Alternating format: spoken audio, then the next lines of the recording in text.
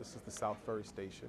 At least when I got here right after the storm, down on the platform level, the water reached the ceiling, which is probably about 13 feet high. The water came in, it had nowhere to go, and so it just filled up like a basin. And so these stairs actually sat in the water.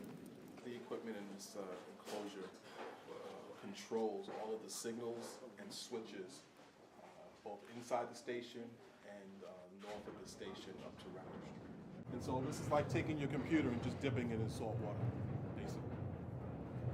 Our engineering folks reached out to the manufacturers and said, listen, what do you think? Can we salvage this stuff? And they told us, no, just throw it away. There's nothing you can do to restore those relays. The failure of these types of relays can result in a collision, it can result in derailment. We have to treat them very carefully and as if they have a high risk of failure. So this is a standard, this is a Westinghouse, it's a Cutler hammer circuit breaker. But if you just looking at it from here, it looks okay.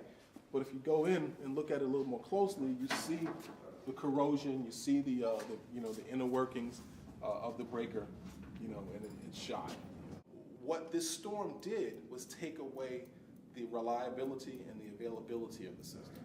And then there's the labor. There's 25, 30 people a day that we're using to manually crank those switches. All the under-river tunnels that were exposed and sustained damage, we restored it, but now all of that equipment has to be replaced. The cables, fan plants, pumps that were used, that were submerged.